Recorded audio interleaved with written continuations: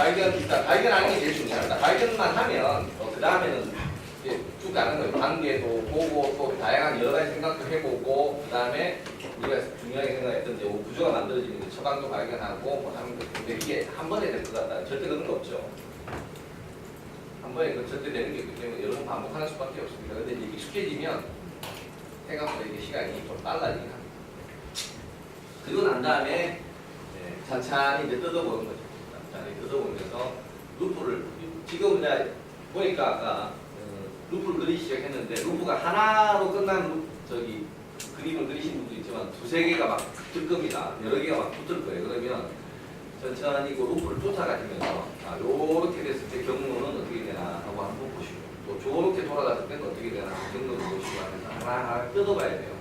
그림 하나 딱 그려놓으면 그거 가지고 끝나는 게 아니다. 그 그림 안에 있는 여러 가지 이제 사항들을 이제 확인해 보고 그럼 이게 뭐냐? 자동적으로 시나리오가 나옵니다. 그렇죠? 시나리오라는 게 따로 필요 없어요.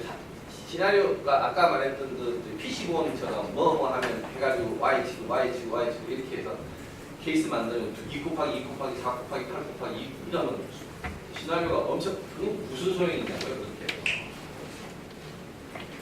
합리적인 논리적인 선에서 이제 정리를 해야 되는 또 그렇게 정리를 해 나갑니다. 그렇죠? 근데 그렇게 하는 것보단 생각을 많이 하는 건 좋지만 합리적으로 해야 돼요.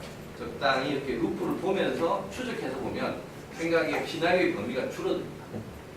일일이 다 어떻게 쫓아갑니까? 그냥 물리적으로 2 곱하기 4 곱하기 4 곱하기 8이잖아요. 그건 의미가 없잖아요. 다 필요 없는 케이스들이니까 핵심적인 요소를 보기 위해서는 루프의 관계만 경로만 쫓아가다 보면 그것만 해도 몇 개 케이스가 나옵니다. 그래서 시나리오가 자동적으로 구성되잖아요. 그래서 본인이 그려놓은 그림들을 그냥 잘 그려놓고 무시하지 마시고 이렇게 경로를 보시면서 여기는 양의 피드백 루프가 여기 그 피드백 루프 해석하는 방법은 좀 이따 알려드리겠습니다만 여기는 이렇게 하면 양이 됐고 그건 발전이 될 거네. 이렇게 하면 음인데 이거 어떻게 할까? 이런 생각들을 하나씩 다니면서 전략들을 찾아나간다. 그 사고 방식에 대한 부분들은 이제 뭐 크게 보면 기본적으로 단어만 들어도 이해가 되시죠. 하동적 사고. 하동 입자하고 하동의 큰 차이는 입자는 직접적으로 움직이는 거예요. 여러분이 지금 아까 CO, 아까 하동 잠깐 그 이야기 했었는데 회사의 리더나 기획 방향에서 여러분까지 정리해가 KPI로 다 떨어져 나가요. 다 세분화돼가지고 여러분 KPI로 다 나오게 돼 있죠.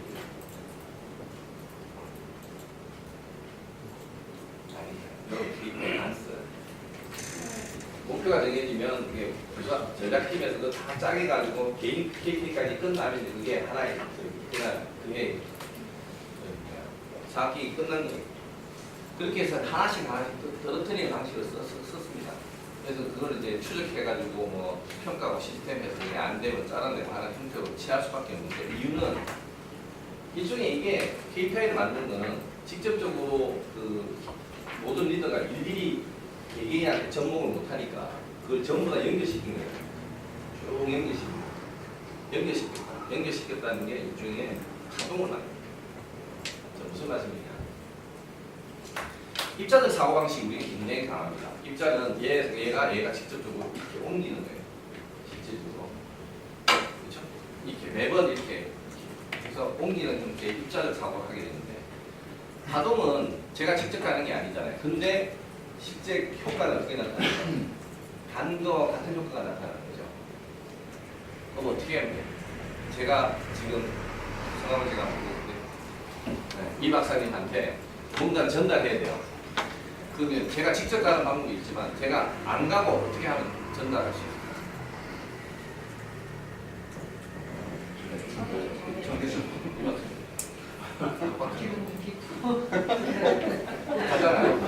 이 말씀을 드리는 제가 이 박사님한테 전달하는 거는 이렇게 좀 전해주세요. 근데 이게 전해주는 고리가 끊어져 있잖아요. 이 박사님한테. 그렇죠? 그러면 저쪽으로 가야죠. 뭐, 박사님한테 가고 이렇게 해서 가잖아요. 그래서 동시에 이렇게 가면 쫙 퍼뜨리면 이렇게도 가고 저렇게도 가가지고 겹치기도 하고 동시에 겹치기도 하고 사라지기도 하는 거예요. 근데 그럼 파동이 무슨 뜻이냐? 옆에 사람을 때리고 옆에 사람을 때리고 이게 다닥다닥 붙어있거든요. 그걸 매질이라고 합니다. 매질. 물 같은 거, 나무 같은 거는 딱딱하게 입자적으로 딱딱딱 붙어있잖아요. 굉장히 빠른 속도로 전달해요. 물은 여러분 입자가 이게 우리 물 보면 다 붙어있는 것처럼 보이죠? 아니에요. 순식간에 붙었다 떨어졌다를 반복하는 클러스터라고 합니다. 물 입자는 끊임없이 붙었다 떨어졌다를 반복하고 있어요. 그래서 얘가 느려요. 신청수는 압력을 받아서 다닥다닥 붙어있긴 하지만 분자적으로는 순간적으로 떨어졌다 붙었다 반복하고 있습니다. 공기가 제일 크진데 공기는 공기 입자에 중간에 다 떨어져 있죠. 공기와 입자와 공기 입자 사이는 뭐죠? 진공이죠. 뒤에 있는 거예요. 근데 워낙 많은 공기 입자들이 있기 때문에 여기 붙어 있는 건 다름없지만 그래서 전달 속도가 느린 거죠. 그래서 음파는 340m 정도. 이런 건 1.8km, 물은 1.8km 정도의 전달 속도가 있습니다. 얘는 더 빨라요. 일단 그 매질이 있어야 되는 거니까. 진동은 매질이 되어 있는 장이 형성되어 있으면 KPI라는 시스템으로 만들어 놓고 장을 만들어 놓으면 여기 딱 때리면 저기까지 내가 직접 안 가고도 전달할 수 있는 거예요. 이게 파동적 사고예요. 입자적 사고는 직접 가야 돼요. 직접 뭔가를 해야 돼요. 이건 매번 새로운 거예요. 근데 이 구조를 만들어 놓으면 하얗게 매질처럼 이렇게 서로 이렇게 있는 구조를 만들어 놓으면 제가 이렇게 해도 저기까지 전달. 근데 이 파동적 사고는 기본적으로 동양적 사고예요. 이 기본 베이스는 기본적으로 동양적 사고를 합니다. 서로 우리는 다 엮여 있다고 생각해요. 형님, 동생, 아버, 뭐 이렇게 다 엮여 있다고 생각해요. 특히 한국적 사고 방식. 우리 중국은 동양이 아닙니다. 아니라고 해야죠. 이제는 공산화된 지 너무 오래돼가지고 그들을 놔두면 다시 돌아오긴 하겠지만 이런 사고 방식은 어떻게 보면 한국과 일본이 가지고 있는 고유 가치로 남아있는데 이 가치는 지금 동양적 사고로 할 수 있어요. 근데 서양적 사고는 직접적으로 행위를 많이 하는 그래서 이분적 사고를 많이 합니다. 가야 됩니다. 있고 없고에 대한 판단을 하는 거죠. 그런 방식이 있던 이 와중에 이제 시대 다이나믹스라는 동양적 사고 방식으로 문제를 푸는 방식을 제안했으니 얼마나 이게 낯설었겠습니까? 우리는 되게 쉽게 이해를 할 수 있는 거예요. 그래서 제가 플러스 1, 마이너스 1, 0에 대한 개념도 말씀드리는 게 이 이원적 사고가 삼원론적 사고로 이제 바뀌어야 되는 부분이 이제 동양적 사고라는 말씀을 드리고 큰 틀에서는 이제 파동적 사고다라는 말씀을 드립니다.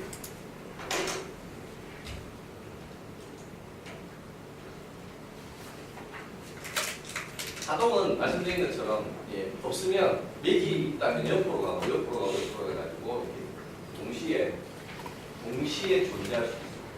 어떻게 보면 제가 이렇게 얘기하면 동시에 존재 파동이라 입자는 있고 없고에 대한 상태가 분명하지만 파동은 동시에 존재할 수 있고 겹칠 수도 있고 그래서 그걸로 인해서 상태와 증폭이 되는 특징을 가지고 있는 것이 파동적 성질입니다. 그리고 그게 힘이 잘 만나면 공명이 일어나죠. 공명은 두 파장의 고유 진동수가 거의 같을 경우에 같으면 공명이 일어나고 거의 같으면 맥놀이라고 혹시 들어보셨나요? 맥놀이라는 단어.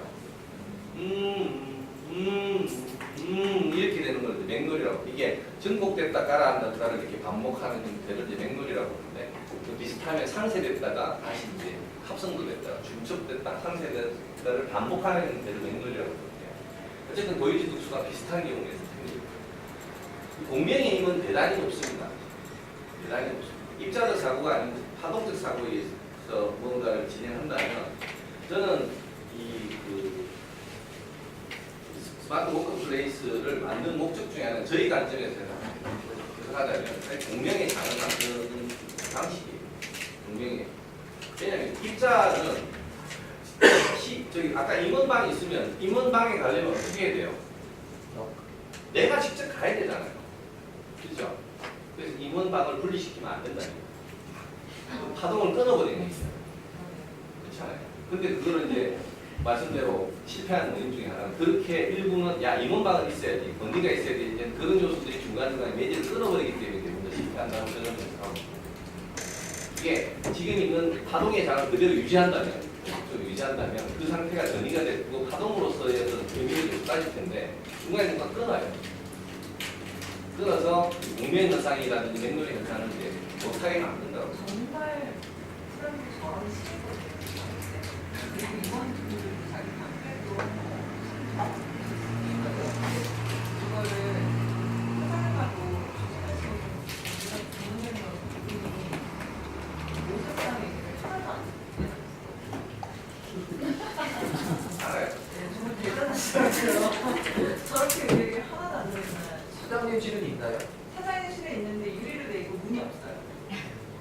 그래서 저희가 되게 재밌었던 게 감사하니까 뭐 이런 거 찾아오잖아요. 오셔가지고 문 닫고 얘기 좀 하시려고 문이 없어가지고 그래 이런 걸 들고 가서 뭘 털어야 되는데 소리가 하나도 없는 거예요. 아, 혹시 그 벽은 천장까지 돼 있어요? 아니면 칸막이처럼? 저희는 칸막이는 없고요. 어르신들 아니 사장실에 문이 위까지 있느냐 아니면 중간까지? 아니요 그게 아니고 그냥 문이 없고 저기만 유리예요. 그러니까 문이 없고 문 있는 자리는 아예 비어뒀고요. 벽돌도 천장까지. 천장까지 그냥 유리. 천장까지 올라가 있다네. 그러니까 칸막이는 아니고 유리인데 문자리는 문은 아예 그냥 안 돼 있어요. 그래서 저희가 지금 고민하는 거는 인사부 회의실은 벽을 다 치자는 게 문제예요. 인사부가 논의한다고 PT를 띄워놓으면 모든 유리에서 다 보여요. 그래서 비밀이 없어요. 회사에 비밀이 없어요. 그거랑 저기가 재무팀 분야에서 좀 많이 듣다 보니까 스마트 오피스가 사실은 제가 볼 때는 패션이에요. 이게 들어보시면 대가가 있고 완전히 그 몰골프처럼 몇 개부터 실험을 하고 하다가 패션 마케팅을 싹 따라가가지고 그 말씀하신 것처럼 그냥 이게 몇몇 부서에 고용주기식으로 끝나는 데도 있고 그 다음에 모든 사람도 없어져서 소통이 잘 되고 잘 되는 데도 있지만 오히려 싫은 사람, 고만 사람이고 전혀 다른 잭사 사람이 여기 있으니까 절간이에요. 그러니까 원래 목적은 서로 그 다양한 사람들이 모여서 프로젝트성으로 이야기도 하고 이 목적은 좋은데 오히려 너무 오픈되어 있다 보니까 진짜 완전 절간이 돼가지고 말소리가 사라졌다는 제가 볼 때는 이제 회사마다 달리가겠지만 전체적으로 봤을 때는 패션이고 그래서 근데 이런 패션은 경험상 보면 그냥 뭐 사줘가지고 패션이 그러니까 궁금해지는 게 고쳐지지 않는 하드웨어를 고쳐가지고만 보여주고 가보니까 몇 개 회사는 저 100% 공감합니다. 그 말씀 맞는데 문제는 돈 버는 회사들은 그게 오픈되어 있다는 거예요. 세계적으로 돈을 버는 첨단 회사들은 다 오픈되어 있다는 데 이제 주안점입니다. 우리가 사례 연구하면서 보통 그거에 대한 특성을 다 이해하고 함부로 다 케이스들은 충분히 다 이해하지만 문제는 돈 버는 회사들이 어떻게 돈 버느냐를 보잖아요. 근데 걔들은 또 그렇게 해놨는데 지속하는 거에서도 봐요. 이런 논의들이 좋습니다. 그러니까 다양한 생각들이 나올 수 있는 거예요. 지금 말씀드린 건 제가 여기 있기 때문에 아무래도 제가 더 많이 말을 하는 수밖에 없는 구조가 되어 있는 나쁜 구조예요. 말씀하신 대로 지금 그 지속 가능성에 대한 논의 하나만 끄집어 놓으면 여기 있는 모든 박사님들하고 10시간부터 이야기를 해야 되는 거죠. 근데 사례를 정도 이제 들다 보니까 마치 이제 하도가 되고 이게 관심사가 있으면 그게 생각하기가 편해지거든요. 되게 새로운 생각들을 자꾸 주제를 드리는 게 여러분이 힘들어 하시니까. 스마트폰 컴퓨터에 설명을 드리는 거나 이게 고정점은 아닙니다. 말씀하신 대로 그게 하나의 설명에 대한 필요한 도구지 그게 어떤 결정이다 그리고 완벽한 거다라고 이해하시지는 않으시면 좋겠습니다. 파동에 대한 이야기를 설명을 드립니다. 파동이라는 게 입자하고 안 되지 않나. 입자는 직접 가야 되지만 파동은 주변에 있는 것들을 활용하게 되고 주변이 모두 같이 움직입니다. 그리고 이제 파동적 사고는 결국엔 동태적 사고인데 동태적 사고는 시간에 대한 관점으로 얘기합니다. 시간에 대한 그러니까 한 케이스, 두 케이스의 케이스를 케이스 바이 케이스로 두는 게 아니라 케이스 다음 케이스 이런 식인데 동태적 사고의 가장 어떤 대표적인 그 설명은 또 바둑의 수 이렇게 표현해서 설명하면 좀 편할 것 같아서 몇 가지 수를 이제 본다는 거죠. 그러다 보면 시나리오 기법하고 비슷하게 되기도 하고 여러 가지 기술을 이제 펼쳐나가는 거죠. 시간에 따른 흐름도 볼 수 있고 하는 형태로 바뀔 수 있는 틀입니다. 그래서 그걸 이제 동태적 사고방식, 동태적 사고방식을 하기 위해서는 아까 뭐 일단 매질 같은 게 중요하고 직접 안 가는 것도 중요하다고 말씀드렸고, 그리고 시간에 따른 흐름을 보기 위해서는 이제 보통은 시간에 요 파고에 타면 주변이 봐봐야 여기서 요 주변을 어떻게 보잖아요. 여기서 보면 여기가 여기 보이는 거죠. 이거는 한글은 뒤에서 보러 볼 수밖에 없습니다. 가급적이면 가끔 이제 뒤로 물러서서 생각 2를 작동시키고 보라는 그런 말씀이죠. 생각 1은 늘상 있는 일들이니까 생각 1에서는 주변에 요것밖에 못 보지만 생각 2를 보기 위해서는 생각 2를 작동시키기 위해서는 한글은 뒤로 물러서서 보셔야 됩니다. 대부분 우리는 이 데이터의 구간이 만약에 통계를 해서 추정을 하거나 회기를 돌리면 요 범위 내에서는 아마 이게 가장 적절한 형태의 추정치. 뭐 조금 2차 방정식으로 바꾸면 한 요 정도. 근데 미래는 뭐냐면 이 미래는 성장하는 미래로 예측될 수밖에 없는 데이터 구간이 작아요. 근데 우리가 데이터를 더 늘리면 되지 않나요? 더 정확한 예측을 할 수 있다고 생각하는데 그건 맞습니다. 데이터 구간을 더 늘리면 더 잘 볼 수 있고, 그리고 이 경제 전체적인 50년간의 경제의 성장과 세태의 패턴을 본 게 세 번의 성장, 두 번의 흑대라는 개념의 그 경제 파동론을 이미 거론을 했지 않습니까? 뒤에서 보니까 다 보인 거거든요. 데이터를 근데 수집을 이렇게 많이 할 수 있느냐의 문제는 또 다른 문제예요. 데이터를 매번 저렇게 그럼 어디까지 늘릴 거냐에 대한 문제. 그래서 데이터, 제한된 형태의 데이터를 가지고도 얘가 이런 데이터일 수도 있다는 게 one of 시나리오여야 된다는 거예요. 그렇게 모든 걸 다 볼 수는 없습니다. 여러분이 박사님들이 이렇게 그리는데 그걸 어떻게 매번 꼬꾸라진 형태로 또 고민하겠습니까? 그건 안 되고 그것도 한번 고려해 주십사. 그러니까 이게 꺾였을 때, 안 됐을 때, 이게 방향을 전환했을 때 어떻게 시스템이 바뀔 거냐에 대한 구조를 한번 생각해 보셔야 되죠. 그래서 동태적 사고를 하는 것은 뒤로 한번 물러서 바라보고 시간적 요소를 가미해서 보라는 말씀을 드립니다. 그 남자들은 대부분 다 애가 매번 이렇게 연속적으로 자라는 모습을 본 적이 없어요.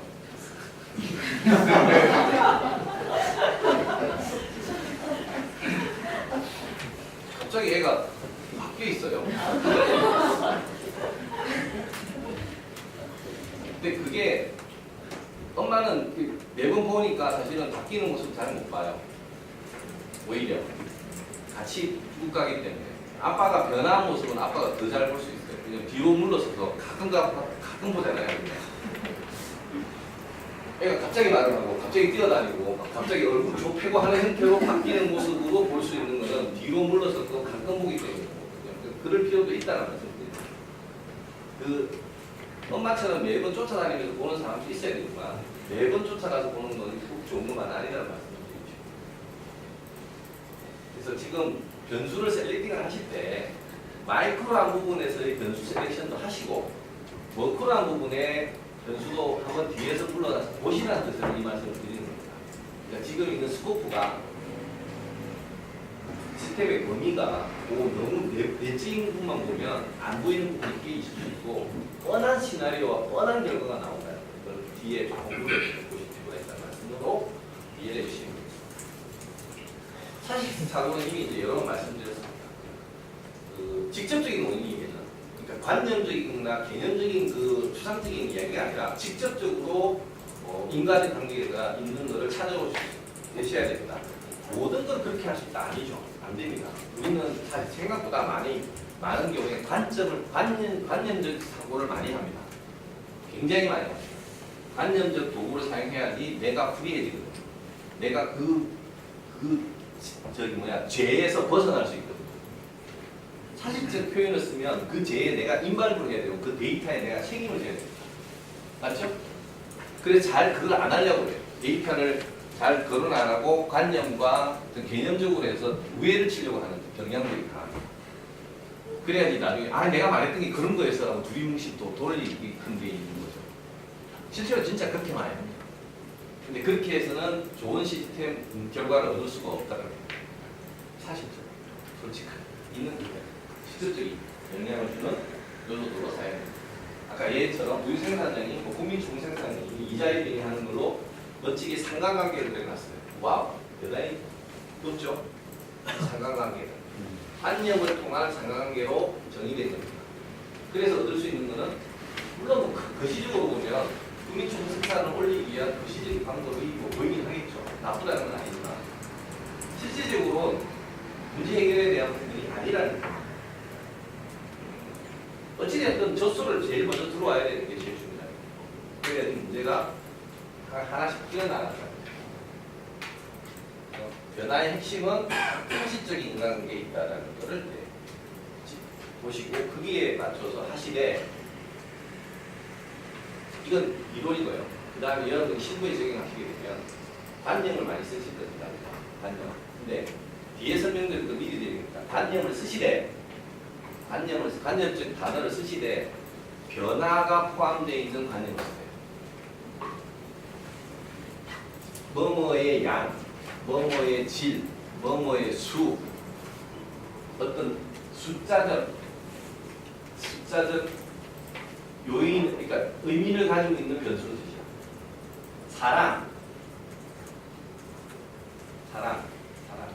사랑은 많고 적음이 굉장히 많이 변하는 건 안 되고, 뭐 할까요? 질서가 늘어나면 줄어나면 이렇게 뭔가 변하는 요소들이 있을 수 있으니까 뒤에 좀 설명을 드리겠습니다. 어쨌든 잘 변하지 않는 정태적 요소를 많이 보유하고 있는 변수를 쓰시면 정태적 생각에서 관념적 생각으로 계속 이어나갈 수밖에 없고 큰 틀에서의 거시적인 시스템을 고려하실 때도 가급적이면 가급 필수적으로 변화가 포함되어 있는 변수를 사용하셔야 됩니다. 법치주의, 아까 우리 정 박사님, 법치주의 변화가 있나요? 좀 더 사실적으로 말하면 뭐가 될까요? 네, 법치주의를 지금 다 저희 변수로 쓰셔서 이야기를 하는데 법치주의가 변화가 있나요? 관념이잖아요. 그러니까 그렇게 하면 법치주의라는 큰 틀에서는 맞는 이야기인데 철학적 요소는 맞는데 틀에 따라 맞는 건 아닌데 변화를 실질적으로 일으키는 동력은 찾기 힘들다니까요. 법치주의 엄청나게 거시적인 거잖아요. 법치주의 자체만 해도 매우 큰 틀인데 그걸 변수를 넣으시니까 저는 이제 틀린 건 아니지만 그럼 이걸 어떻게 바꾸지? 교육으로 바꾼다 법치주의 그렇게 했습니다. 교육을 많이 하면 법치주의가 되나요? 교육을 많이 하면 법치주의가 된다. 그럼 중국 사람은 법치주의가 했어요. 교육을 잘못 받으면 법치주의가 망가질 수 있고 개념적으로 하여튼 뭐 설명에 우리가 따지고 보면 뭐 박사님도 제가 지금 말하는 거에 다 반론 제기할 수 있다는 거 다 잘합니다. 다 잘하는데 법치주의라는 단어 자체가 가지는 정체성이 너무 크다는 얘기예요. 예를 든 케이스는 그겁니다. 가급적이면 변화할 수 있는 사람의 예를 들어서 그 구성원의 민주적인 마음셋 이런 식으로 바뀔 수 있는 변수를 사용하셔야지 이 사실적인 관계가 사고가 완성이 됩니다. 아시겠죠? 이게 이제 제가 뛰어난 거예요. 전문가의 자세는 이게 절대 자기는 숫자를 이야기하면 안 됩니다. 전문가 아시죠? 그 말에 책임져야 돼요. 숫자를 자꾸 이야기하고 숫자에 대한 이야기를 하게 되면 데이터 사실적이기 때문에 나중에 벗어날 수가 없어요. 전문가가 되면 갑자기 관념적이에요. 그렇다니 인간관계, 상관관계는 뭐 다 아시는 이야기입니다. 인간관계 성립 조건으로 좋은 일이 첫째 원인은 결과보다 시간적으로 앞서야 되고 원인과 결과는 관련이 있어야 하며 결과는 원인이 되는 변수만으로 설명되어야 하고 다른 변수에 의한 설명은 제거되어야 된다. 이렇게 되어 있습니다. 조건 정도는 이해하시면 되는데 여러분 제가 인간관계로 이야기하면 인과관계를 우리가 인식하고 있는 인과관계가 항상 정의 관계를 가지고 있는 게 있나요?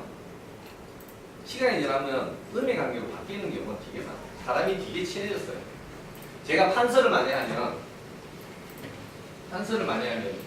여기 꽉 차죠. 꽉 차죠. 그 다음에 어떻게 되죠? 더 이상 늘어나지도 않잖아요. 어느 정도 시간이 지나면 디미니시 리턴이 발생해가지고 막혀요. 더 이상 발전도 안 돼요. 꽉 막혀버리는 거예요. 그렇죠? 그럴 때는 어떻게 해야 돼요? 이걸로 글자를 쓰는 거죠. 이걸 글자 쓰면 이 판이 다시 이렇게 줄어드는 것으로 바뀐다는 거예요. 시간에 따라서. 그러면 이거를 어떻게 해야 돼요? 이거를 플러스로 해야 돼요? 마이너스로 해야 돼요? 여러분 생각 어떠세요? 양의 관계로 봐야 돼요? 음의 관계로 봐야 돼요?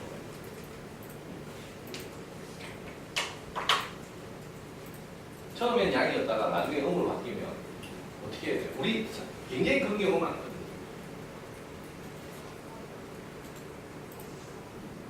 그래서 그걸 두 개로 쪼개는 거예요. 시간대로 앞단은 양의 관계를 일단 먼저 시작을 하고 시간이 지나고 지배적 구가 바뀌는 거예요. 음의 관계가 작용되는 건 따로 쓰시죠. 한꺼번에 쓰시게 되면 그 시간이 굉장히 중요하다. 초기 단계, 중기 단계, 말기 단계로 구분해 쓰시죠. 시간이 지나면 구조가 바뀐다니까요. 양의 신들이 작용이 음으로 바뀌는 경우가 왕왕 있습니다. 그래서 상관관계를 인과관계를 이야기하는 것도 사실은 쉬운 이야기가 아니에요. 인과관계를 이야기하는 건 쉽지도 않고 인과관계를 직접적으로 또 설명하기도 어렵습니다. 여러분 아마 변수에 대해서 설명 충분히 들으셨죠. 매개변수, 독립변수, 종속변수 이미 다 수업 들으셨을 거예요. 그러면 인과관계에 매개변수가 있는 경우는 또 어떻게 하죠? 조절변수가 있는 경우는 또 어떻게 하죠? 이런 표현들이 여러 가지로 복잡하게 얽혀 있을 겁니다. 그렇죠? 근데 우리는 딱 하나만 써야 돼요. 직선 하나만. 직선 하나만 써야 되죠. 표현이 복잡해지는 경우는 가급적이면 지양 직접적으로만 있는 거예요. 그러다 보면 모르는 경우가 생겨요. 인과관계가 다 연결되지 않은 경우가 생길 수 있단 말이에요. 그렇잖아요. 모든 걸 다 직접적으로 다 쓰려고 그러면 인과관계가 안 될 거 아니에요. 그러면 죽었다 깨어나고 인과관계로 설명될 수 없어요. 저는 그 부분에 대해서는 좀 원칙주의자는 아닌데 상관관계 쓰자는 거예요. 시스템 다이나믹스의 원천적인 것은 상관관계 쓰면 안 된다는 거예요. 그건 굉장히 위험한 발상이다라는 원칙이 있습니다. 우리는 모든 것을 인과관계로 다 증명할 수 없어요. 그리고 자료에 보면 인과관계로 적시해 둔 경우가 잘 없어요. 구조방정식을 다 풀어놓은 게 아니라니까요. 상관관계로 대부분 다 설명해 놓은 게 대부분이잖아요. 그렇죠? 논문들이 대부분은 상관관계로 써놨어요. 그래서 저는 우리 경영학의 사회학에서 사회 인문 사회학에서는 인과관계를 100% 신뢰는 못 100% 쓸 수는 없고 인과관계만 상관관계를 적당히 쓰시자는 거예요. 그게 우리가 늘 지금까지 사왔던 지식과 정보 수준에서 충분히 상관적 관계를 인간의 관계로 쓰면 된다는 얘기예요. 이해하셨습니까? 그래서 이 원칙은 인과관계만 써야 되는데 상관관계를 쓰셔도 뭐 적당히 쓰셔도 뭐 전체 시스템을 이해하는 데는 충분하지 않다는 생각을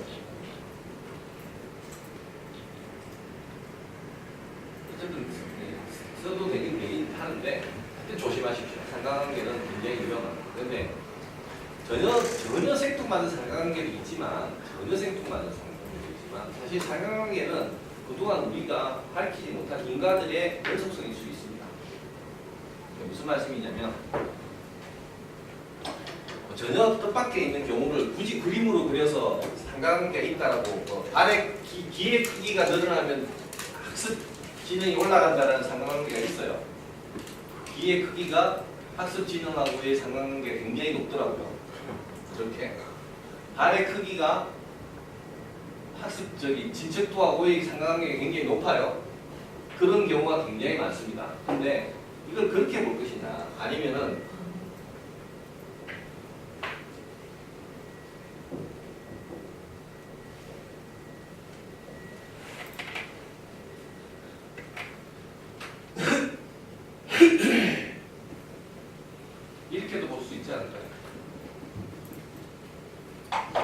A와 F는 시간적으로 공간적으로 굉장히 떨어져 있는 거예요. 근데 두 가지를 불러다 놓고 얘를 괴롭히니까 실토를 했는데 그 멋진 상관관계 R 0.95라는 상관관계를 발표했어요. 그럼 여러분 졸업하시는 거잖아요. R 0.95예요. 졸업하시는 거예요. 유력하잖아요. A하고 F는 전혀 상관이 없는데 그걸 발견한 거예요. 새로운 요소를 발견한 거예요. 졸업하시는 거예요. 억셉트만 되는 거예요. 네. 그러니까 학술적으로는 그건 말도 안 되는 거예요. 그렇죠? 엄밀한 과학자로서는 이건 말이 안 되는 거예요. 이건 사기예요. 근데 하도 저는 복잡기나 이상한 그 생각들 많이 한 스타일이라 이렇게 돌아가서 이게 나왔을지도 모른다. 아직 그 인류의 지식은 얘를 얘의 상관관계를 증명할 정도의 지식이 없다라고 또 생각해 볼 수 있지 않겠냐는 얘기입니다. 우리가 많은 걸 이루었지만 인류가 아직도 모르는 지식들이 많기 때문에 밝혀지지 않은 인과들에 의한 결과물인 이 상관을 인과관계가 없다라고 이야기하기는 좀 그렇다라는 주의라서 저는 이 상관관계를 쓰자는 주의예요. 이해하셨습니까? 제 주장이 어떤 건지. 인과로 이루어졌을지도 모르니 어떤 상관이 있다면 인과의 하나의 함축적 의미로서의 결과이므로 그걸 사용해도 되지 않겠냐라는 생각으로 말씀드립니다.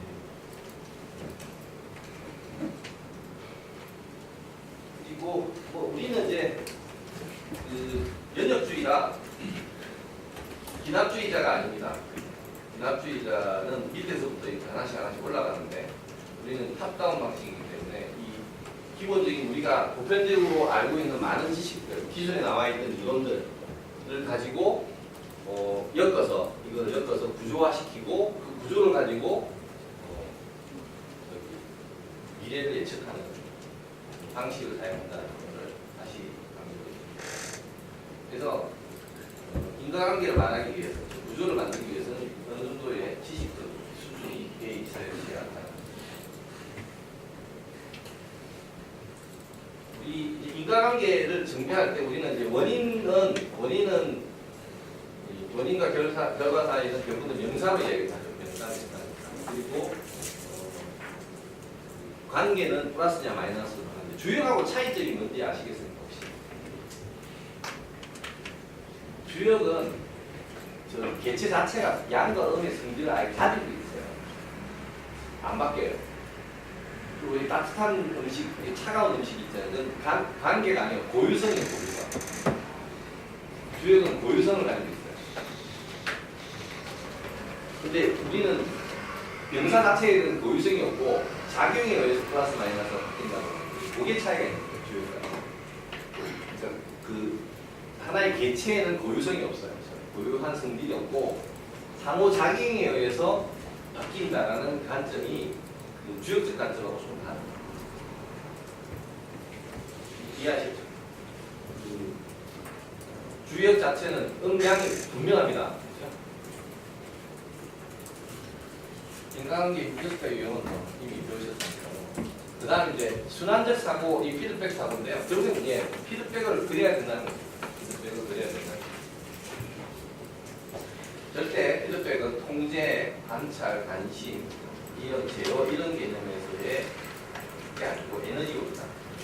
그것도 음과 양이 서로 주고받음으로써 새로운 에너지를 창출해내는 관계를 가지고 있다. 라는 철학, 사고방식을 가지고 있습니다. 그리고 중요한 게 내부 지향력사고요. 이 무슨 말이냐면 지난 시간에 질문하고 봤었는데요. 시스템이 우리는 닫혀 있다고 말씀했던 거 기억나시죠? 왜 닫혀 있죠? 시스템 다이나믹스는 시스템이 닫혀 있고 일반 통계는 열려 있다. 그 이유는 그 안에 내가 개입되고 외부 요인을 처리하지 않고 같이 순환 피드백을 돌리기 때문에 오히려 닫혀 있다.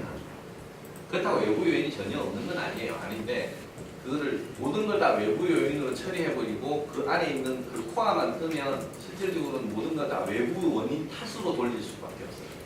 내 탓이 아닌 거예요. 다 외부 원인 탓으로 돌릴 수 있기 때문에 그렇게 하면 시스템의 문제 해결이 안 되니 내가 됐든 이해관계가 됐든 그 안에 개입돼서 같이 경계를 유지해 줘야지만이 문제가 정의되고 문제가 풀릴 수 있다는 거예요.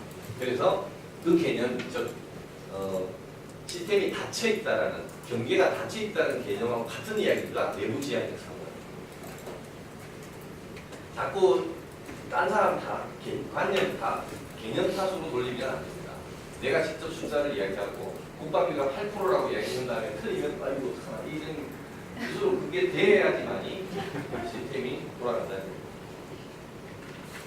그래야 배우잖아. 땡콩한테 이 얘기 나왔는데요. 요 표자도프 다이어그램을 좀 익숙하시고 여기 이제 시간 비율을 여기에 스터만이 실험한 사례인데 이게 다 참 사람들이 뻔히 알면서도 매번 나온다는 거. 이런 간단한 그림도 보여주고 실제로 이렇게 스토프로 다이어그램을 해놓고 충분히 설명을 해준데도 불구하고 조그만 패러미터 변화, 주문에 대한 조그만 변화를 가지는 엄청난 요동을 이해를 못하고 예측 시스템이 잘못되었다, 외부 요인이 강하다, 그것 때문에 잘못 대응했다는 식의 결과로 남 탓을 해버리는 답변을 많이 하더라라는 게 이 스터만이 어떤 실험의 결과 그걸 이제 보여주면서 절대 외부 지향적 사고 방식으로 해서는 문제를 안 푸니 내부 지향적 사고를 가져서 문제를 풀어야 된다라는 거죠. 이게 단지 50개 정도밖에는 주문이 안 늘었는데 이게 환경 탓으로 바뀐다. 환경이야 많죠. 미중간에 제가 그때도 요즘 저기 확실하게 나더라. 삼성 유럽 사장님이 하셨는데 굉장히 잘 성질 좋으셔서 능력이 출중하신 분이 하셨는데 마치 그때 유럽에 경제 위기가 와가지고 매출이 4호짜리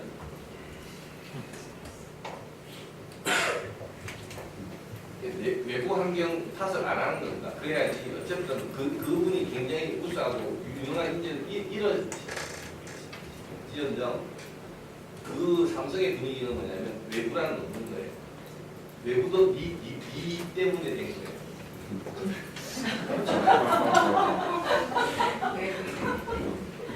유럽의 경제 위기가 니 탓인 거예요. 아니 근데 아시겠죠? 억울하죠. 하지만 이런 걸 끊지 않으면 자꾸 외부 탓하는 거예요. 아니 설명해야 될 외부 변수가 얼마나 많아요. 얼마나 디펜스가 가능합니까? 그렇게 해서는 실질적인 문제가 해결이 안 되니 바로 억울해도 잘라버려요. 내부 지향적 사고를 가지고 있다라고 저는 이제 그 케이스로도 말씀드리는데 숫자로 이야기를 하시고 그래야 책임도 지고 그 다음에 틀리면 틀린 대로 수정이 가능하고 그리고 그게 내부 지향적인 형태로 틀을 바꿉니다. 그런데 나쁜 게 있어요. 그렇게 하면 결과물이 젠데요. 제 별명이 따짐이에요. 잘 따져요. 싫어하더라고요, 사람들이. 숫자를 내고 숫자로 이야기를 하니까 사람들이 밑도 묻다, 잘한다 이게 싫어해요. 그러니까 어쩔 수 없는 경향이긴 한데 자, 그런 식으로 저는 이제 하는 경향이 좀 강하게 갑니다. 근데 문제는 해결할 수 있어요. 승진은 안 돼요. 알아서 판단하십시오. 그래서 폐쇄적인 이 바운더리 시스템으로 모든 문제를 개입해서 판단해야 하고 산실적으로 판단해야 되고 인간적으로 판단해야 되지만이 실제 문제가 풀릴 거다. 구조를 발견하고 해결할 거다. 여기 이제 존 스터만이 이야기했던 폴리에 대한 지금 시간이 점심시간이 몇 시죠? 12시 반인가요? 15분이요. 12시 15분이에요. 12시 시간이 15분 동안 어떻게 한번 해보려고 해봅시다.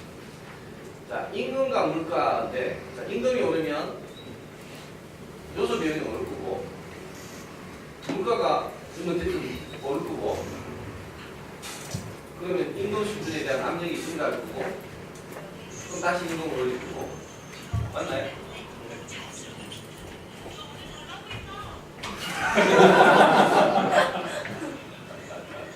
이게 양의 대립적인 조건이에요. 임금과 물가 간에. 그럼 저기 결과가 어떻게 되나요?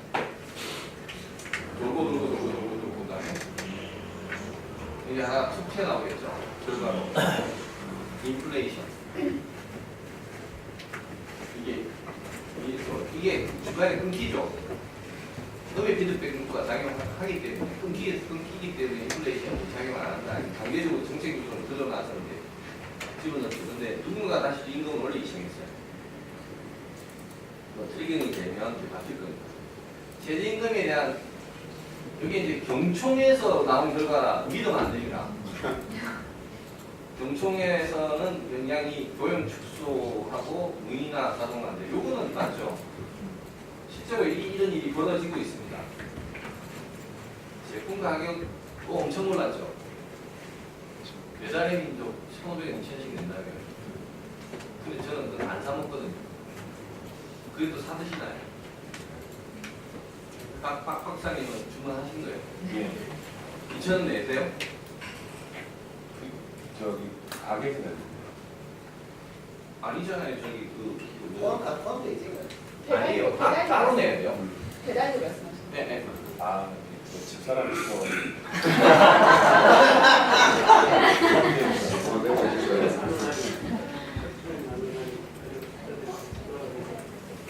계속 돌리는 10번만 했어요.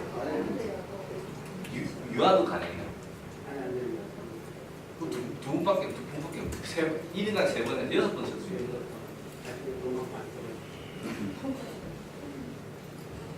그 제품 가격이 인상됐다고 할 수 있습니다. 그 뭐죠? 그 다 매출 1위가 뭐죠? 아니에요. 아니 통닭의 1위. 교촌. BBK 아니에요. 교촌이에요. 교촌이 1위에요. 제가 알기로.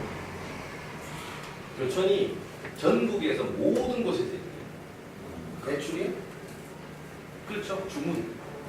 각 주문이 커버리지가 보통 이게 지역별로 이렇게 2, 3위가 바뀌는데 교촌은 전국이 다 1위죠. 제가 얼마 전에 본 그래프가 가격이 제품 가격이 오릅니다. 그리고 시애틀에서 조사를 해봤더니 이게 9달러에서 9.5달러에 11달러 올렸을 때 여기 변화, 그 다음에 11달러에 13달러에서 옮겼을 때 변화, 12%가 있을 때 이 자리가 줄고 있는 데이터인데 이게 데이터는 몇 개만 줄이면 제가 아까도 말씀드렸죠. 데이터가 내가 필요한 것만 하면 미래에 이렇게 될 거고 또 여러 개 하면 또 바뀔 거니까 이건 그냥 참고하고 있죠. 그런데 이제 짜증나는 게 이거예요. 사실. 옆에 보시면 최저임금 딜레마에서 혹시 긍정 효과를 해놓고 보시면 근로자의 소득 늘어나고 근로자의 소비 증가하고 기업 생산량이 증가하고 더 많은 근로자 고용하고 하는 선순환 이거 맞나요? 의견 좀 주세요. 또 틀린 것도 없어요. 여기서 성장하는 대해서를 보여서 네, 맞는 말이에요. 저는 뭐 이게 맞다고 봅니다. 중간에 끊기지만 않는다면 이게 계속 굴러간다면 돌아가는 거죠. 부정효과 한번 볼까요? 인건비가 상승하면 실제로 이렇게 쓰면 안 되죠. 우리 포괄로프 할 때는 어떻게 씁니까? 인건비 플러스 상승, 그죠? 이렇게 쓰는 겁니다. 이건 방식이 그렇게 하면 독자들이 못 알아듣으니까 기자는 이렇게 썼으니까. 근데 봅시다. 인건비가 상승하면 수익 및 경쟁력이 약화되나요?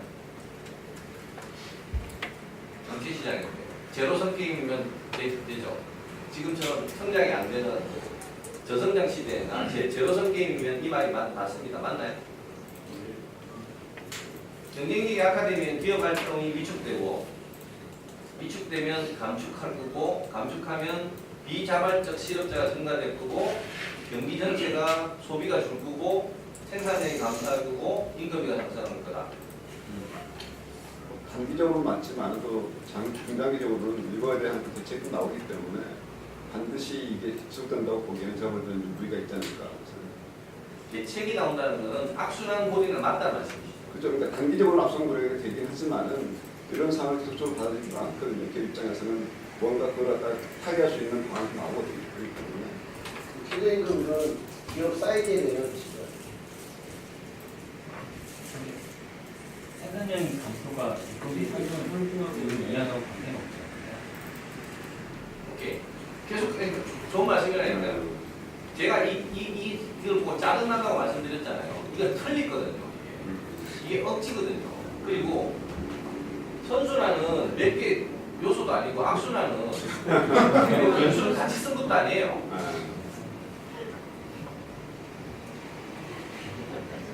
이게 이래 되면 딱 보기에도 오 선순환, 이 여러분 자세히 안 보니까 선순환, 악순환 그리고 나면 끝이네. 의도가 분명한 겁니다. 이때 우리의 강력한 호자로 다양을 해보는 거예요. 뜯어보자는 거예요. 근데 뜯어보려니까 서론이 벌써 10분이라서 밥 먹고 와서 뜯어야 돼요. 10분, 5분 빨리 식사하셔도 되죠? 네.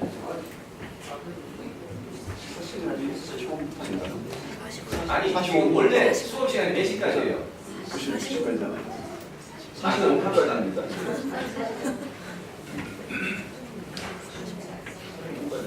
12시 45분부터 2시까지 정도 맞아요. 이거 지금 무효까지 끝내면 될 것 같아요. 읽어주세요. 첫 번째, 최저임금이 늘어나면 근로자 임금이 늘어나고, 근로자 임금이 늘어나면 근로자의 실질소득이 늘어난다. 요거 좀 캐시죠. 근로자 수가 반영이 안 되는 것 같습니다. 근로자 한 명에 대해서 해당 사항 있는 사람만 혜택을 받지, 전체적인 총 서무로는 근로자라고 표현하자보다 총소득으로 표현해야 근로자 총소득. 그렇죠. 근로자 총소득이 증가를 해야 되는데 그게 아니잖아요.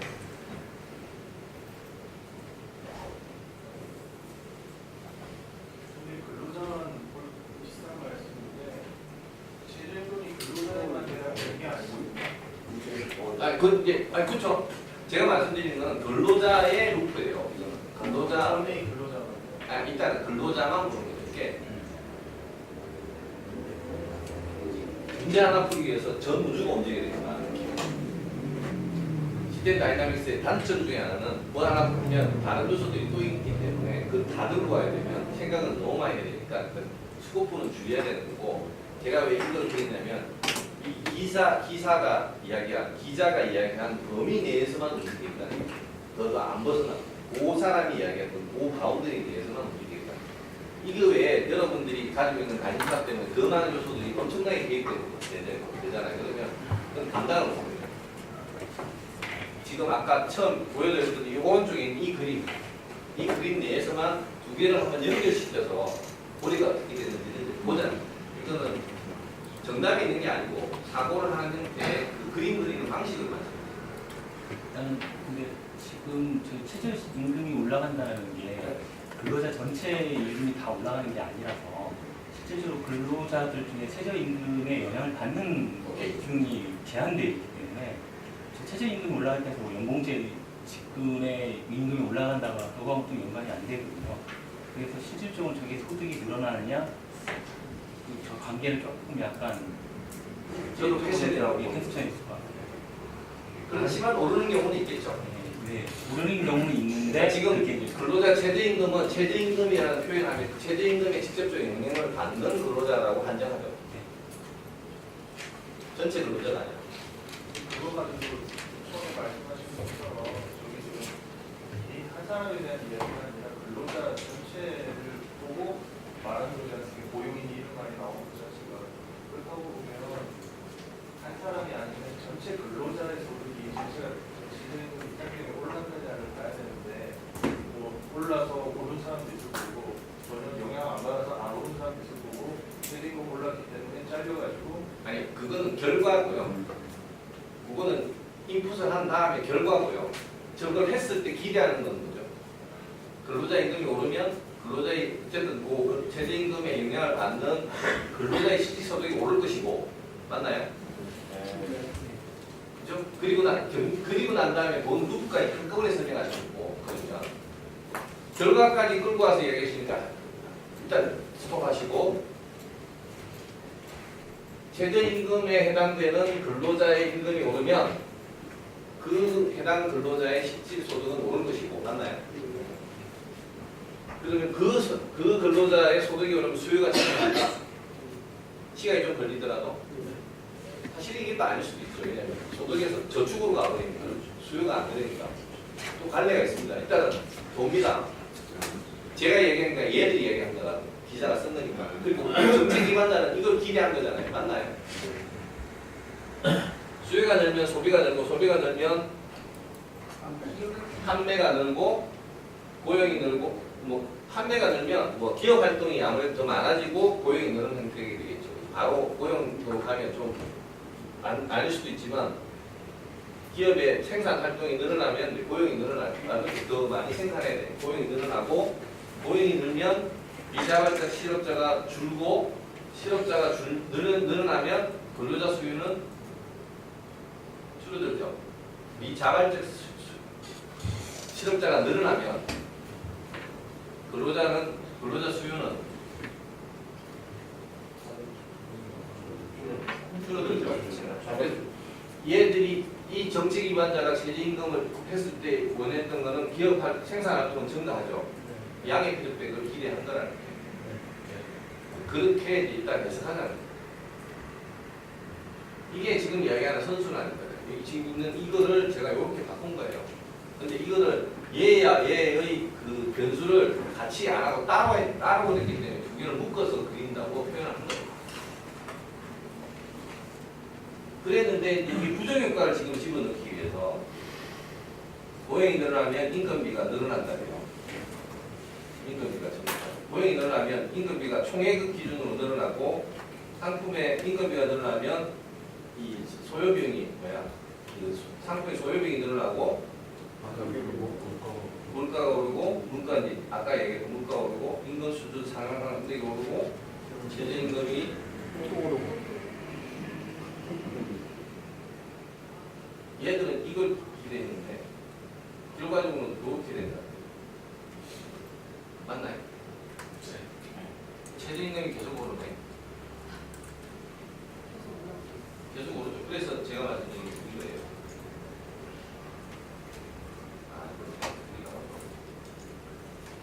이거예요. 요 상태를 지금 여기다 입힌 거예요.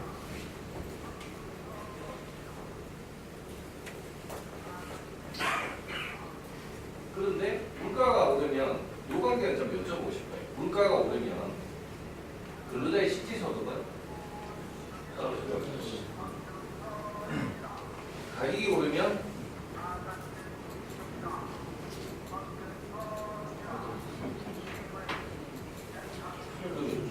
요렇게 뭐예요?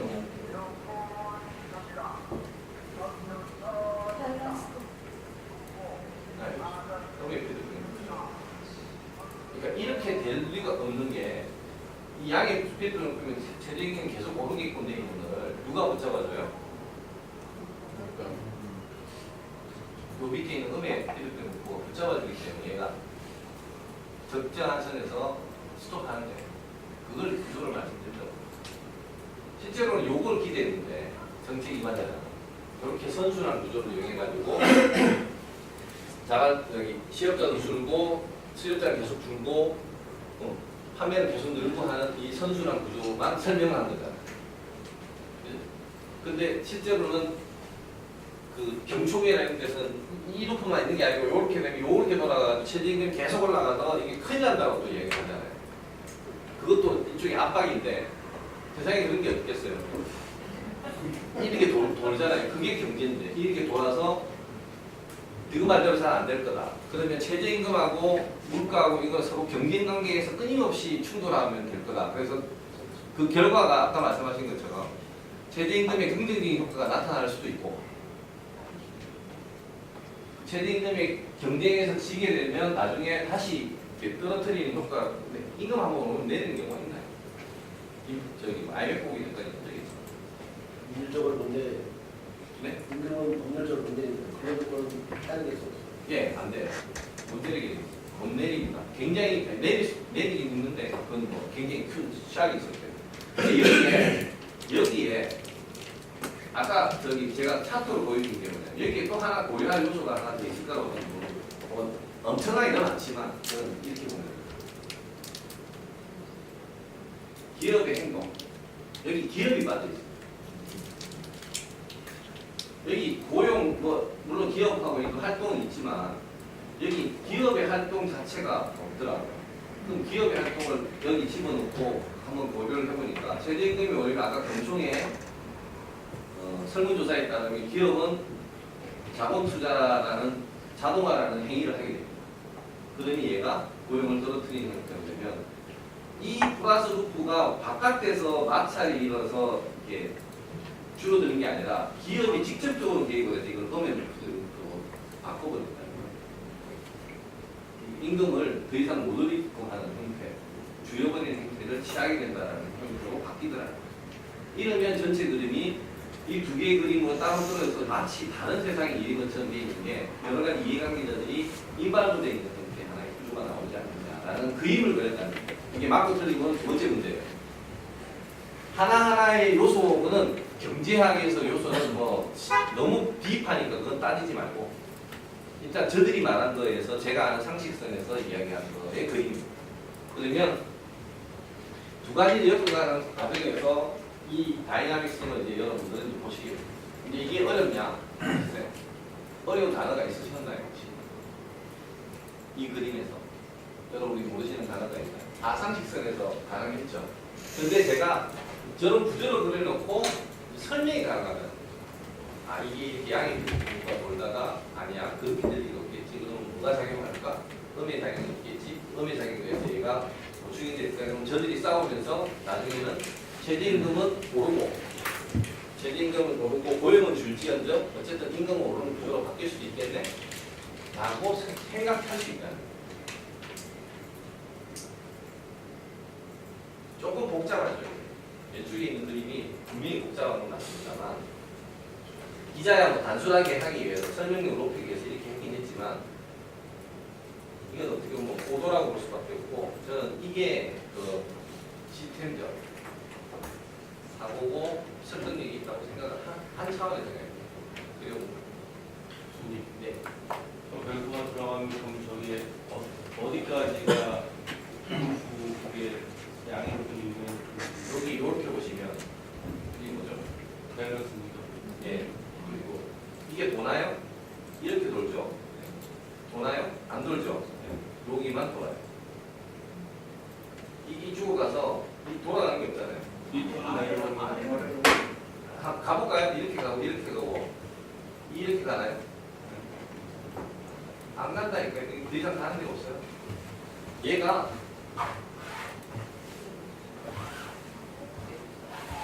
그럼 결국에 요거 루프인데 그건 이미 정의가 돼 있는데 의미가 없죠. 제가 안 돈다는 이유는 여기만 도는 거예요. 여기는 더 이상 안 돌아요. 여기서는 아까 말씀하신 것처럼 최저임금은 오르고 고용은 계속 예. 한정되어 있는 그 밸런스라는 말씀이시네요. 그렇죠. 여기 보면 음의 루프인데 얘는 계속 오를 거고요. 얘는 계속 증가하는 거고 고용은 계속 축소되는 거예요.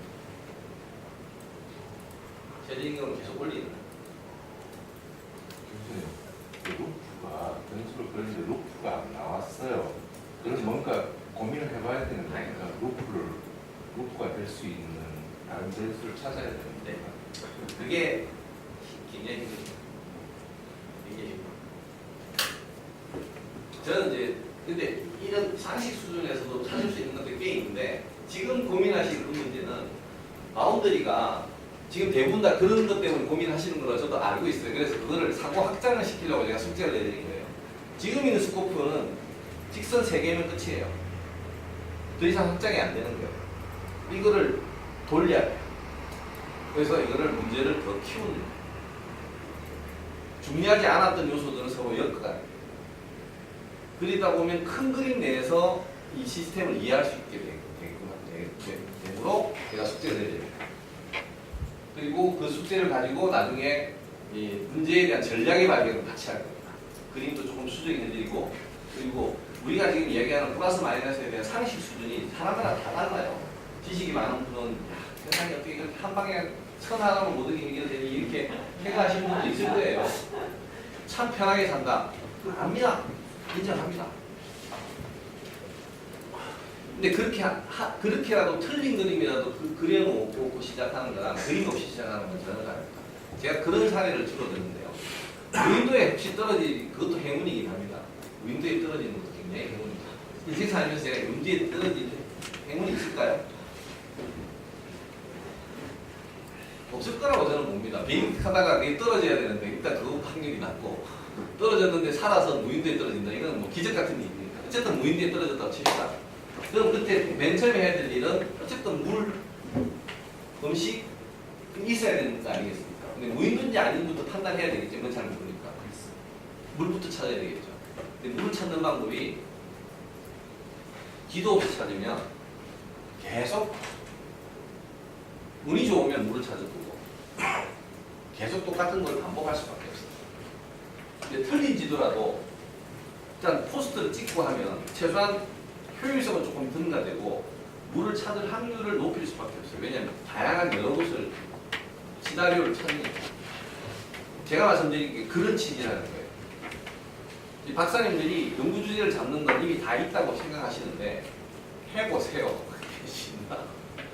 지금 생각에는 다 연구 주제가 되고 잘 될 것 같고 하지만요, 잘 안 됩니다.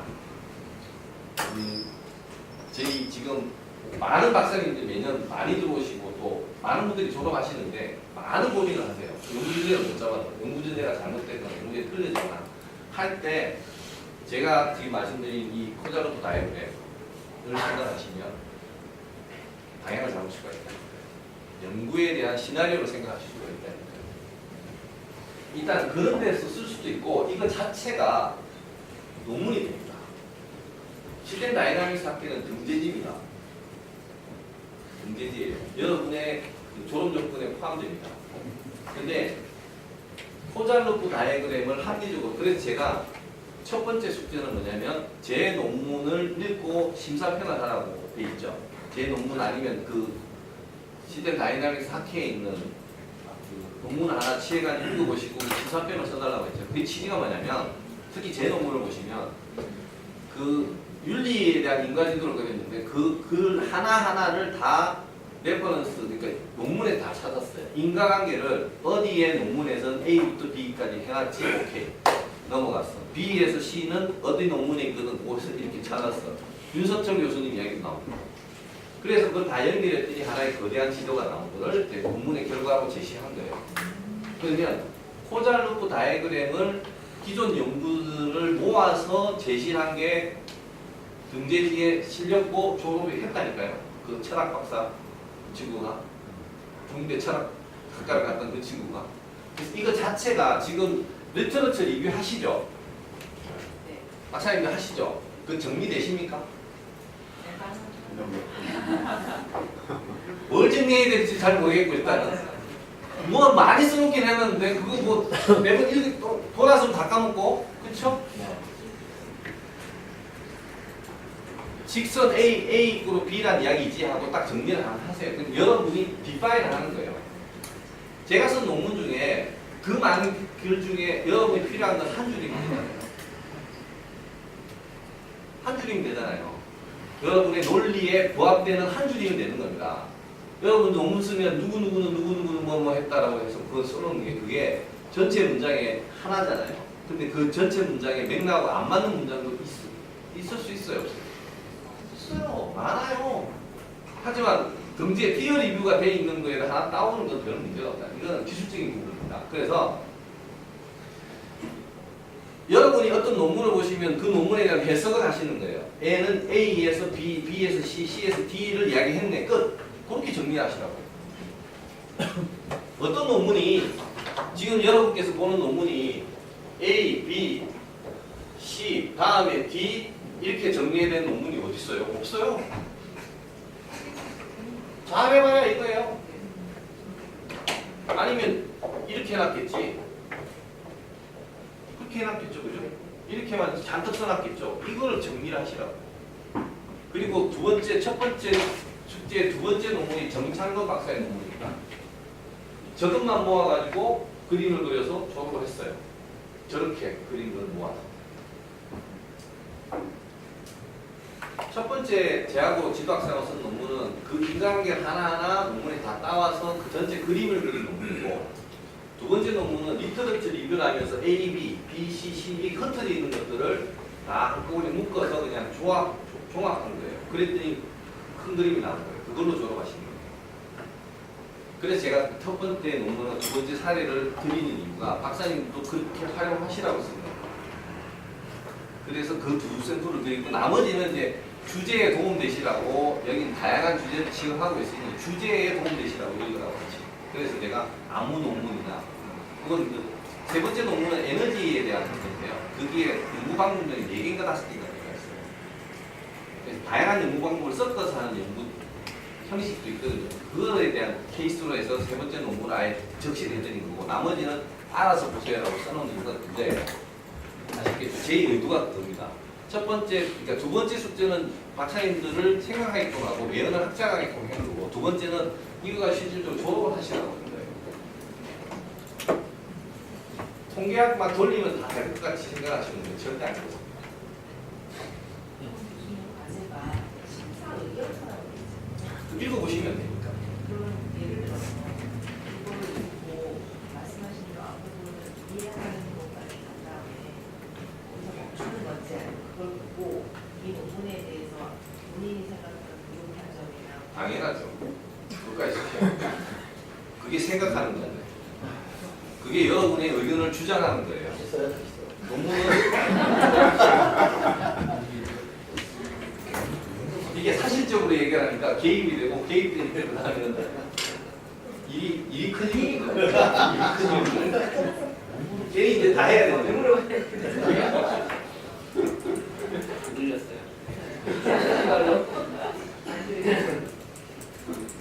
그러니까 제가 그 숙제를 낸 의도를 위해서 적어놨어요. 지금 제가 나는 PDF 부분 왜 이 논문을 읽어야 되는지, 왜 과제를 냈는지도 써놨습니다. 써놨고, 그것 때문에 제가 과제를 낸 거니까 열심히 하시면 쫓아올 수도 있고, 분명히 이거 자체가 리터러처 리뷰 자체가 논문이 됩니다. 근데 리터러처 리뷰가 풍부하면 사실은 통계학은 사실은 어떻게 보면 그냥 떨어집니다.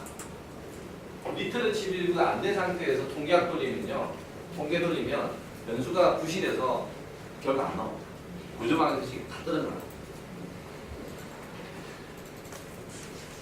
믿으세요.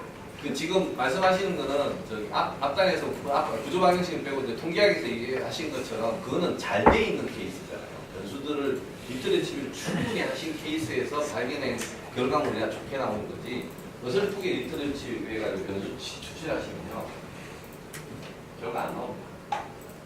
그래서 어쩔 수 없이 박사님들은 기본적으로 리터러처 리뷰를 하셔야 되고, 더 좋은 건 스테이트 오브 아트를 하시는 거겠죠.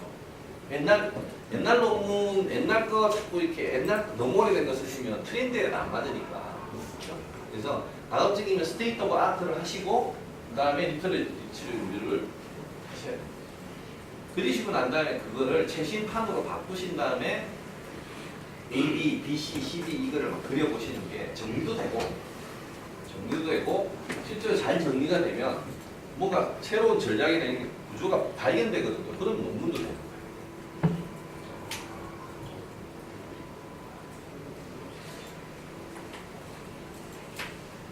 어떻게 하냐? 제가 지금 말씀드린 것처럼 기존에 나와 있는 리터러처 리뷰를 저는 정리한 겁니다. 이게 맞고 틀리고 두 번째 문제입니다. 여러분의 생각들이 여러 가지 개입될 수 있다는 건 충분히 박사님의 지식과 관점과 이걸 통해서 하시면 돼요.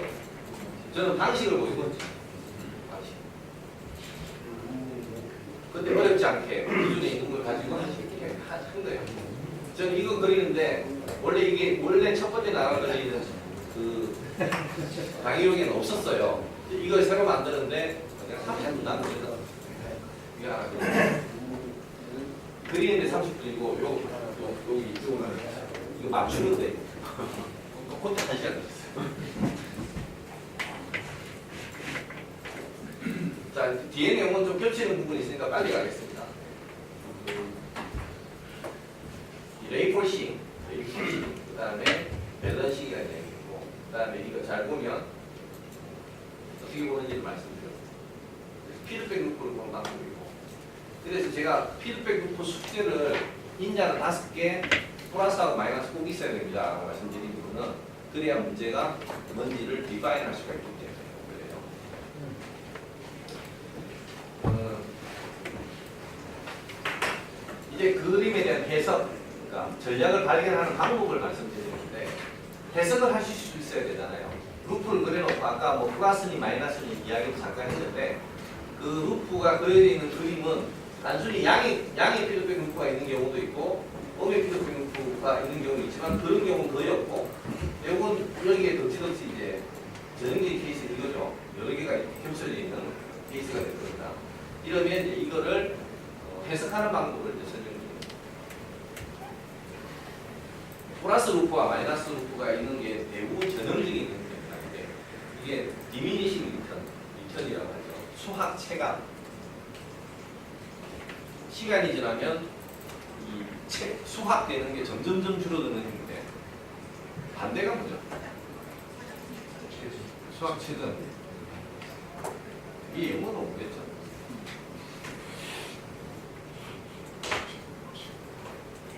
수학 체점을 영어로 뭐죠? 인크리멘탈.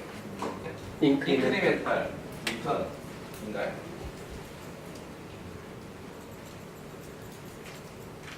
요거는 S자 형태의 성장 곡선이고 그러면 요 시점에 우리는 또 새로운 제품을 런칭하고 어떤 기업이 연속적으로 성장하는 경우는 없으니까 S자 곡선 플라트 라이프 사이클에서 버리고 다시 뉴 런칭해서 스타 런칭 아니지 저기 뭐야 BCG에서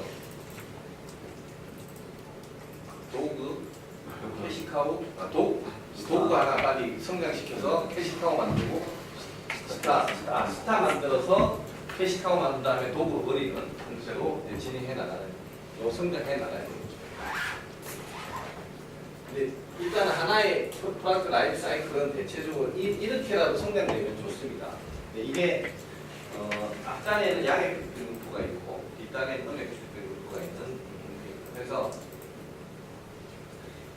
구조는 저렇게 되어 있는데 어떤 루프가 힘이 더 강하냐에 따라서 시스템의 특성이 결정되는데 지금 양의 피드백 루프와 음의 피드백 루프가 있잖아요. 양의 피드백 루프가 작동하기도 전에 음의 피드백 루프가 작동하면 어떻게 되죠? 시스템 데스.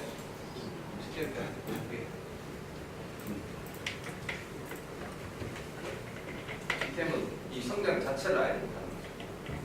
뒤에 나중에 또 보여드릴게요. 수식으로 해서 보여드릴게요.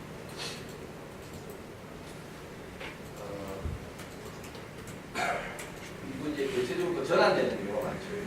양의 피드백과 음의 피드백이 전환됩니다. 근데 이게 전환된 순간에 이게 저 변곡점은 여기가 아니죠. 요 성장 곡선에서 변곡점은 여기죠. 그걸 비교해보면 정확히 강조하는 게 제가 이거 아니에요. 순수하게 학자들에서 물론 저는 태극기 문제입니다만 그것 때문에 그런 건 아니라니까요. 변곡점이 여기에요. 근데 여기가 사실 극단에 있는 건 여기에요. 여기가 극단인데 여기서부터 이미 새로운 음의 피드백가 시작되는 거예요.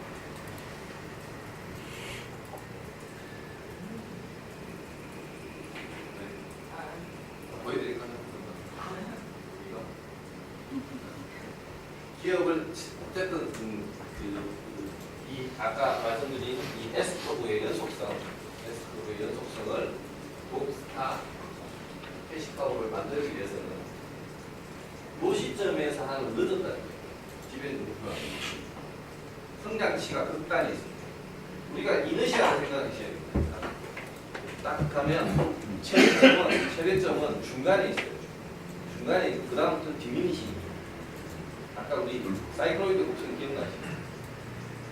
앞단에 급하게 속도를 내면서 저 에너지를 포텐셜 에너지를 운동에너지를 확 바꾼 다음에 속도를 확 낸 다음에 그 다음부터는 스테빌리티 유지하는, 그러니까 지속 가능성을 유지하면서 에너지를 천천히 소비해 나가는 방식으로 가요.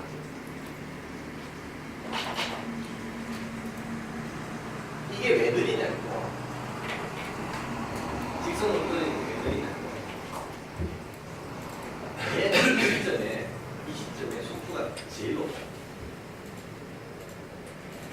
얘는 이제 여기서부터 운동을 시작해야 돼요. 엄청난 포텐셜을 시작해야 돼요. 근데 여기는 문제는 이 세상은 여기서부터 스톱, 그만, 여기 서, 딱 그래요.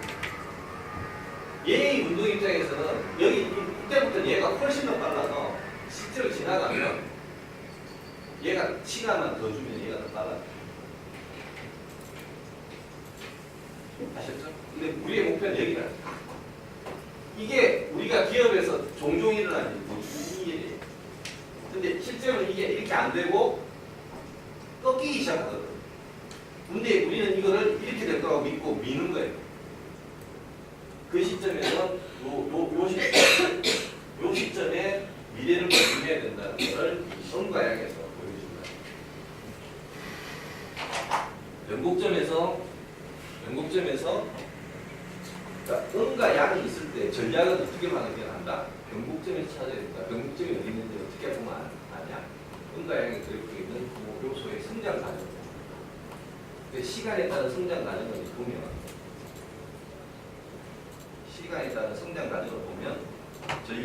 새로운 전략을 수립해야 될 때가 언제라고요? 여기가 아니라고요. 여기라고요. 근데 이 성장세로 봤을 때 누가 문제가 10% 20% 성장, 10% 성장, 5% 성장한다. 이게 고민인 것 같아요. 특정과 우리는 해야 한다. 그걸 볼 수 있어요. 그 와중에서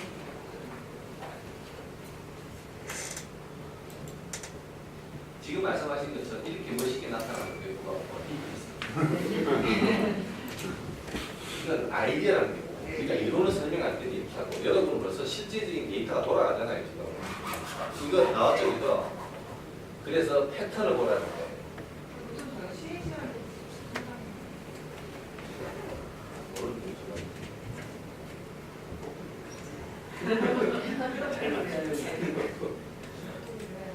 아니, 여러분 많은 생각을 하시는 건 알아요. 그게 쉬우면 제가 돈을 많이 벌겠지.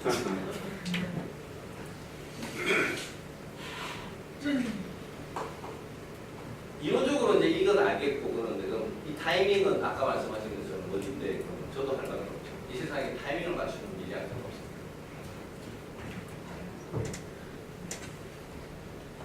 미래의 방향성과 타이밍을 알면 제가 책에서 그런 말이 있는데요. 미래를 예측하는 것만큼 불행한 일은 없다.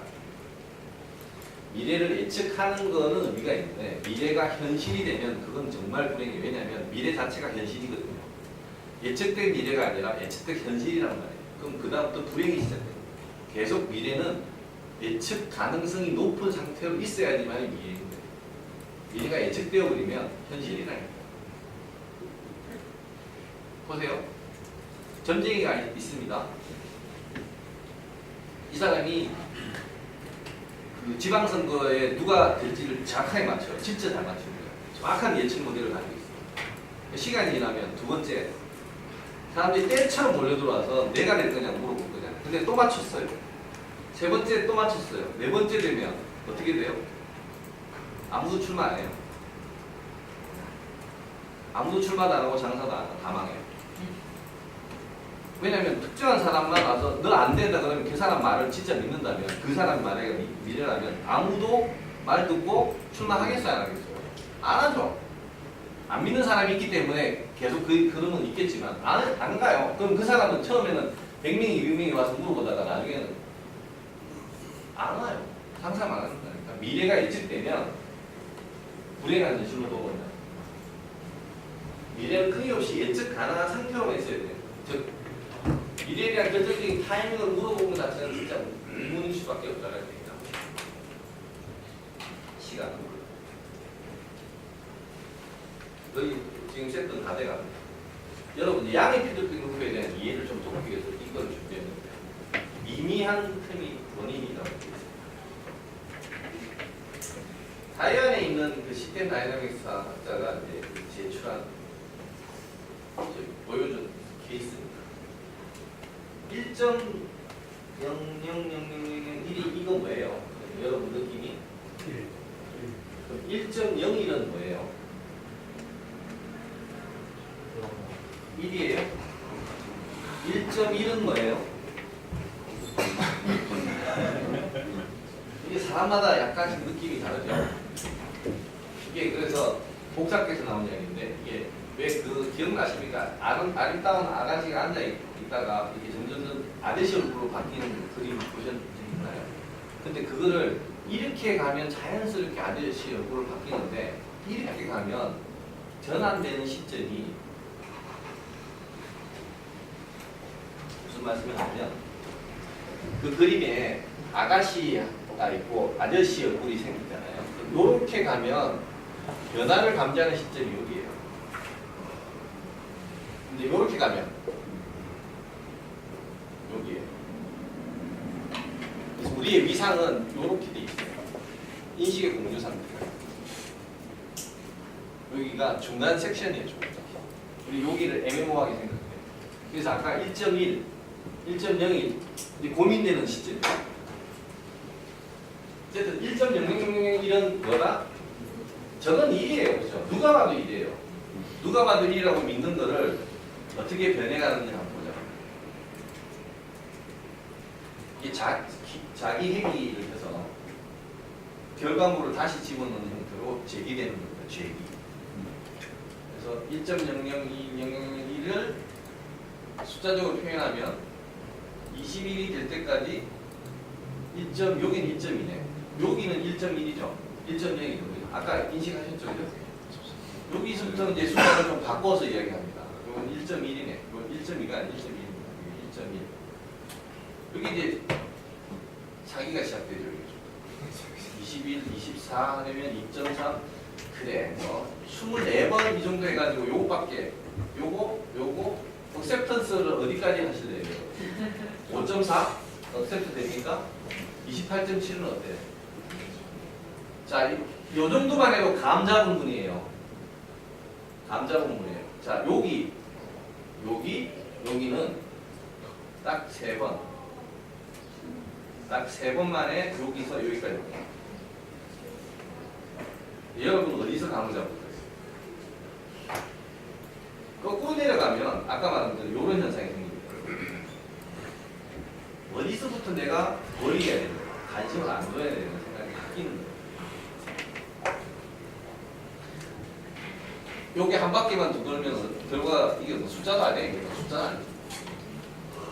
그래서 이걸 그래프라고 그리거든요. 그래프로 그리면 이렇게 나타나요. 여러분 기하급수적인 성장을 우리 기하급수적인 성장을 그림 그릴 때 어떻게 그리시는지 아세요? 대부분 다 이렇게 그리죠? 이거 아닙니다. 기하급수적인 성장은요 이겁니다. 이거는 리니어한 성장이에요. 이거는 리니어한 성장이에요. 기하급수적인 성장은 인식하는 순간 불가능해요. 통제 불가능해요. 그래서 우리는 이거를 음모라고 해요. 갑자기 일이 벌어졌잖아요. 앞에 있는 이거 누가 관찰할 수 있는 사람이 있나요?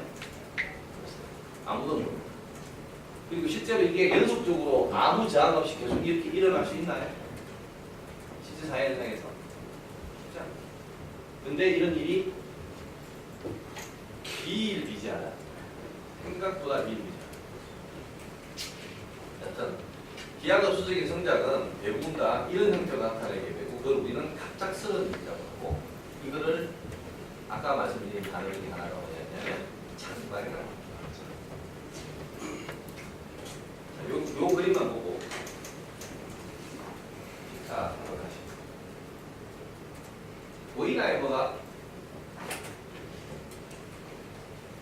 좋으신 분 감질하시죠. 뭐 버리긴 버린다. 아, 지금 2025년인데요. 저희 1941년부터 시작을 한 거예요. 물론 이거 그림은 미시간 호수에 대한 거를 휴먼 브레인의 그 컴퓨팅 파워로 대체한 건데 지금 이게 귀한 흡수적인 성자가 나타내요. 안 보여요. 어딘지 처음 이제 지금은 밑에서 보면서 이제 저기 변해가는 모습인데 저 밑에 가는 변해가는 모습은 안 바뀌는 거예요. 바뀐 게 우리가 인식할 수 있는 정도로 안 느껴집니다. 무시하는 거예요. 무시하다가 일이 터지고 난 다음 이런 상황에서 시점을 누가 어떻게 캐치를 하겠습니까? 쓸 수 없는. 식사 맛있게 하십시오. 이렇게 갑작스럽게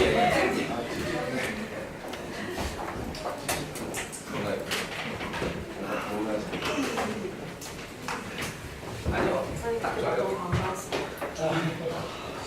오늘 식사는 연근의 찌개마을이고요. 그 김치 동태 반반 시켰어요.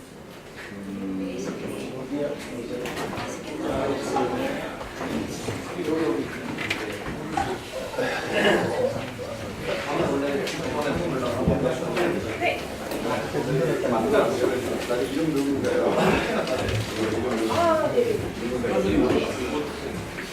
중간에 나왔어.